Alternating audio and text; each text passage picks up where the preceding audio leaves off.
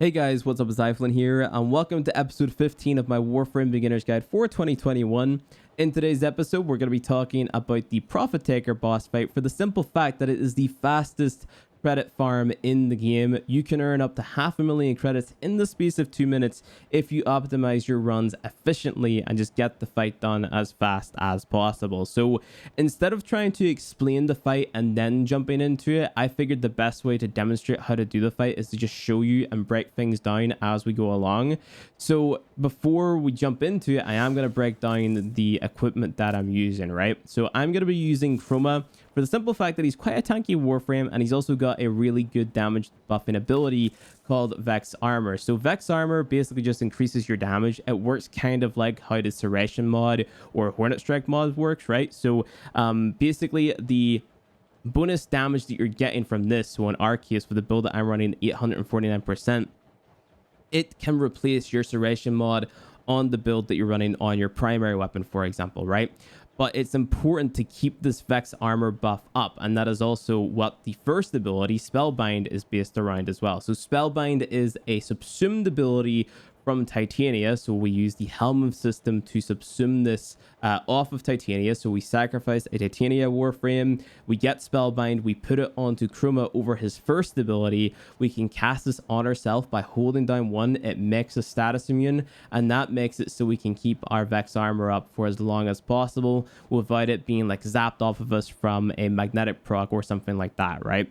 So this build is mainly based around duration and strength. The strength is for the Vex Armor buff, and then the duration is to just keep the buff up. Prime Flow for energy, Narrow Minded for duration, Umbral Vitality for health, because this is quite a hectic fight. Umbral Intensify for strength, and these buff one another up, of course. Blame Rage for strength, Transient Fortitude for strength, Adaptation for damage resistance, quite important. Prime Continuity for duration, Arcane Velocity for pistol fire rate, which is quite nice. Arcane Avenger for more crit chance. So don't worry too much if you don't have those arcanes. It's not that big of a deal. You can definitely still do this fight again as well. Don't worry too much if you don't have the prime version of flow or continuity. You can go ahead, use the regular versions and replace this four from the top adaptation with a more ranked out one, right? And if you have any space on the Excel slot, you can go ahead and run the mod preparation for more energy off the bat, right? Or if you die, you spawn in with more energy as well, which is quite nice. But if you haven't got the space to run that, you can just go ahead and use some energy pads. It's not that big of a deal. The primary weapon that I'm using the Zenith. Now, this is a 100-day login reward, and the alternative to this is the Opticore Vandal, which you get from Pyroketeer. So if you don't have either of those, then you can run pretty much any primary weapon. But it's important to mod your Zenith a little bit like this, right? Or your primary weapon. You want to have Corrosive and Cold equipped, and remember, Serration is pretty much absent. If you don't have the Prime Being of Corpus, just go ahead, use the regular version. If you don't have Prime Cryo rounds, use the regular version. What matters the most here is the elements that you're running, right? And this is going to be sort of like a trend through my loadout, right? I'm always swapping out my elements. So Corrosive and Cold on the primary. Then on the secondary weapon, in the last episode, we picked up the Tenet Detron, right? So this had magnetic base on it. We also have radiation. Then we go ahead and we mod for viral and heat. If you didn't pick this up, you can still definitely do this with the Cuban Nucor. Remember, what's most important is the elements that you're running. The build is pretty much the exact same. You'd run a build like this. As long as you have viral, magnetic, radiation, and heat, you're good to go. Also, take note, Hornet Strike is absent from this build because we're using the Vex Armor buff or the damage buff from Vex Armor to substitute for that, right? Then moving on, last but not least, we have a Zaw. Mine is called Pineapple Pizza. So you build a Zaw at Cetus at a NPC called Hawk. I have a little bit of gameplay on screen right now, and what you're going to be doing is you're going to be crafting a Zaw which is comprised of the parts called the Dockrim Blade or Strike, the Pay Grip, and the Vargeet 2 Giant Link. And that is going to be quite a fast Zaw, which is going to allow you to use this thing called Exodia Contagion, right? Which is an arcane that you get from an event called Plague Star. So this is a lot to take in. I know you can buy the Exodia Contagion arcane from Warframe.market, but to max it out completely, you need to have a total of 10, and these go for 30 platinum each. So you need 300 platinum to get a max rank Exodia Contagion. And basically what this does, it allows us to swing our melee weapon in the air, launch out a projectile, and this projectile is going to carry the elements that we have equipped, right? So I'm running Gladiator Might for crit damage, Prime Smite Corpus for damage to Corpus, because that's the faction we're against. Oregon Shadow for crit damage, Prime Fury for attack speed for the increased animation speed, Virulent Scourge for Toxin, which usually would be Prime Fever Strike, but because I don't have enough space, I'm running Virulent Scourge. Molten Impact for heat, Shock and Touch for electric, and that gives us viral, gas, and electric, right? So it's viral because I have a plague, what's it called? A plague strike, right? And then Sacrificial Steel is on here for critical chance as well. So the viral is just like a nice added bonus, but you don't have to have that on. You're mainly running it for the gas and electric, right? So that's a lot of elements. And finally, we also have a heavy weapon, right? So before you jump in to doing the Prophet Taker fight, what's going to happen is you need to do these different, these different heists, right? These different tiers of heist, right? You have Prophet Taker Phase 1, Prophet Taker Phase 2, Prophet Taker Phase 3, and Prophet Taker Phase 4 is the actual fight. So by doing these, you're going to be farming up Gyromax systems and Atmos systems, etc., and that's going to allow you to use a heavy weapon, right? So if you went ahead and got yourself a Necromech, you're going to have the heavy weapon called the Mausolon. So you're able to use your heavy weapon in just regular combat, right? Like in, Hydron on Sedna or any random exterminate mission, because you're going to be able to equip your Arcwing gun to your gear wheel, right? Very nice. And that's what we're going to be doing in this fight. We're going to equip the arc gun to my gear wheel, and then we're going to go in and we're going to be fighting a massive spider. So let's just go ahead and get it, right? We Prophet Taker. I'm going to go in phase 4. You have to complete all the other phases before you can do this. This is the Prophet Taker over here. So the first thing that we're going to want to do, we melee ourselves out of our Arcwing. You don't have to melee it, but just get out of your Arcwing, get your energy up, cast your Vex Armor, hold down 1 for Spellbind or whatever else you have equipped. And then what we want to do is pay attention to the element on the forehead of the Prophet Taker boss here, right? So we have Viral on the secondary, Corrosive, that's on your primary. So you just want to shoot him with the primary, right? So I'm just going to use the alt fire.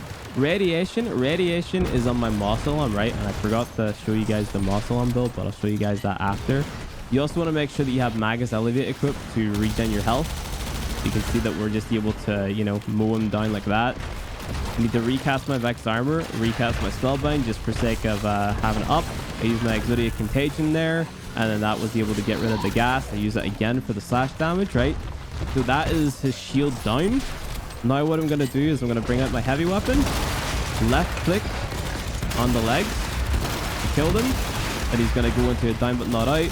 Just shoot his face, and that is basically like the first phase of the fight, really, right? Like that's the first bit done. But I put away your arc gun, and he's going to shoot these pylons from out of his head, right? So normally with these pylons, you would need to go inside to the little bubble that they've got, right? And you need to shoot it like that.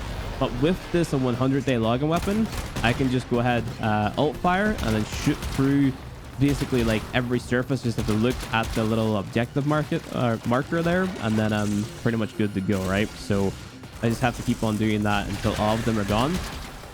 And then we have to bring out our arc gun again. That's in the gear wheel. You can hot bind that, by the way, and then shoot his legs again. And then we go back to the elements, right? So he's going to have an element on his head again after we do this. So it's magnetic, so I got to bring out my Detron there. Middle mouse button with the Detron. It's toxin damage next, so that's actually on my heavy gun. So whenever you bring out your heavy gun, it's going to go on to a cooldown if you use too much ammo, so make sure you don't use loads. Whenever the element on his head starts to like rapidly blink, that's whenever he's going to swap. So that's electric on his head now, and I'm pretty sure electric is on the melee weapon that we've got equipped, right? So in the air, do your little melee like so. That's not working right now, or maybe I just missed him. He had his shield up, that's it. So now he's got a IPS, right? So that's just puncture damage. You can use your melee weapons for that as well, or you can just use your primary weapon or whatever, right? Take down his shield. So that's blast. So if you get an element that you don't have, you go into your operator form and then just shoot him with your amp, and that's going to change that element off. I'm going to recast my first ability there. Vex Armor back up for full damage so I can use my Zenith. So there we go. His shield is down. Go back to my heavy gun or my arc gun, whatever you want to call it. Regen some health there because I was getting shot at. Shoot at his legs like so. That all of them. There it is there. Nice into his down but not out state again. Shoot his face. There you go. Very nice. You can destroy these beacons around as well. You kill some of the mobs if you really need to. So now he's just doing the little pylons again, right? So I'm just going to use my Zenith after recasting my abilities. Reload it. Middle mouse button. Look through the wall. Like so.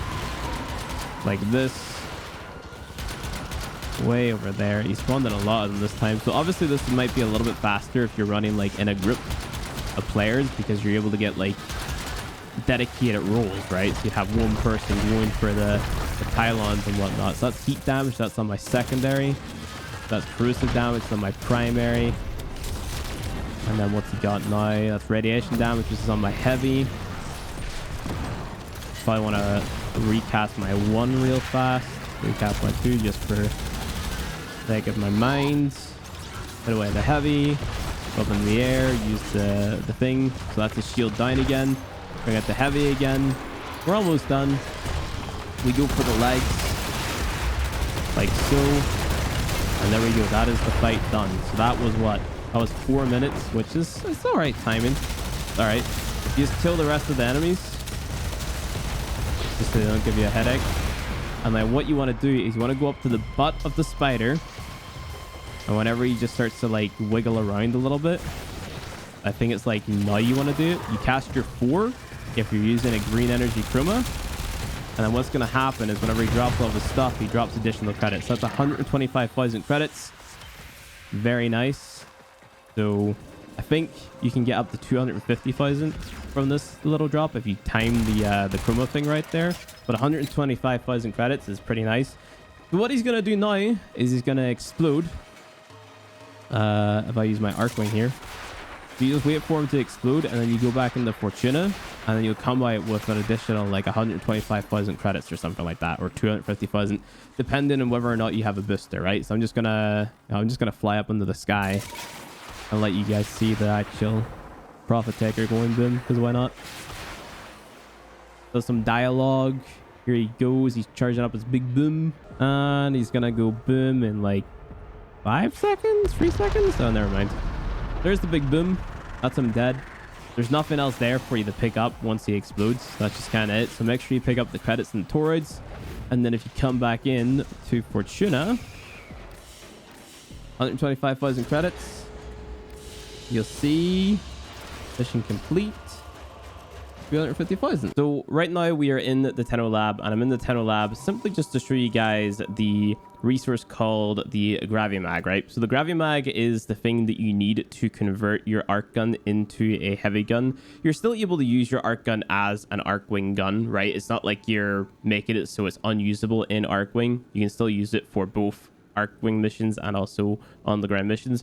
You just have to equip this so it can be used as a heavy gun in your gear wheel, or can be equipped as a heavy gun, right? So the Gravimag is got from the Tenno lab after you get your first initial one from the tier 3 Prophet Taker heist, right? So the Prophet Taker heists only become available to you after you get to max rank with Solaris United. So that is Utigo at the front of Fortuna.